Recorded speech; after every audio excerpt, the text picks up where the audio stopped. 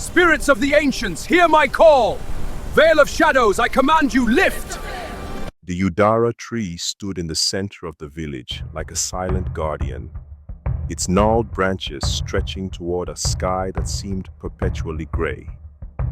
Beneath its shade, the children of Umud gathered each evening, their bellies empty but their eyes bright with anticipation.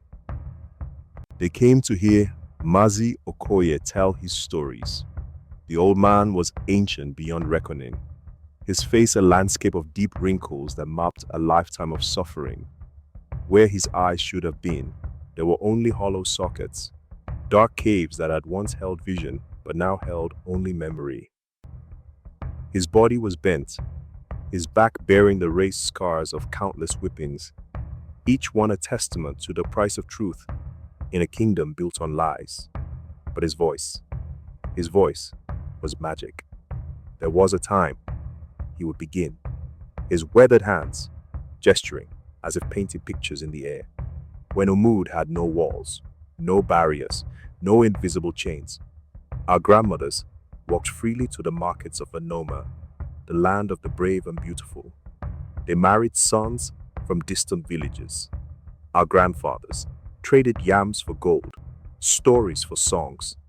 The world was wide, my children, and we were free to walk it. The children would lean forward, enchanted. The adults who lingered at the edges of the gathering would shift uncomfortably, glancing toward the palace that loomed over the village like a vulture waiting for death. Among those who sat beneath the Udara tree was a little girl named Onyi.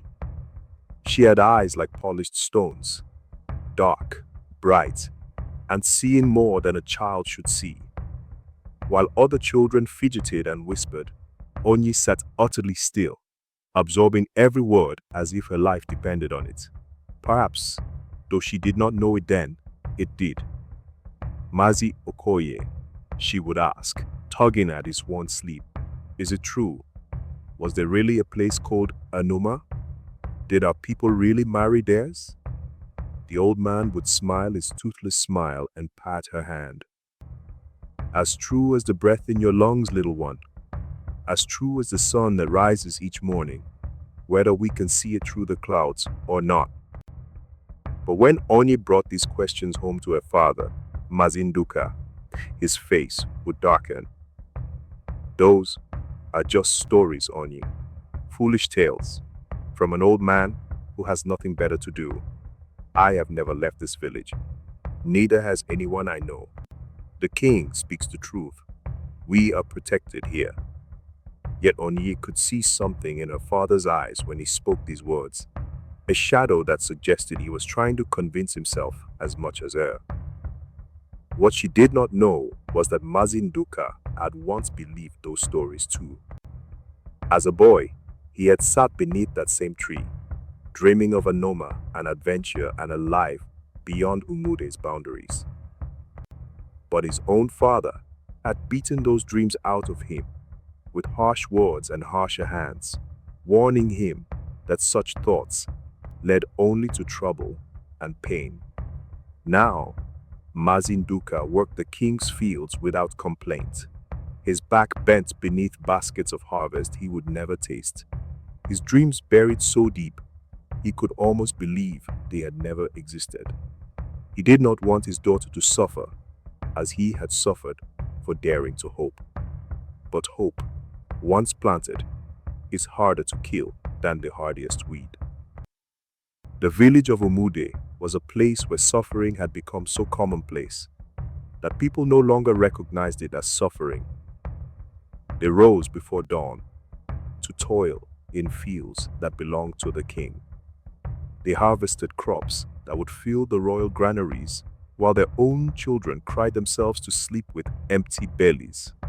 They wore clothes so threadbare that the fabric was more whole than cloth, while the king draped himself in silks imported from lands they had been taught did not exist. King Obi ruled without mercy or compassion. He was a man who had learned cruelty from his father, who had learned it from his father before him. a dynasty built not on noble bloodlines but on the systematic exploitation of the helpless. His palace gleamed with gold, while his people starved. His family feasted on delicacies while peasants fought over scraps. This was the way of Umude, and none dared question it.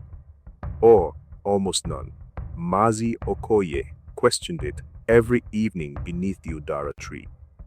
And for this crime, the king had ordered him whipped more times than anyone could count.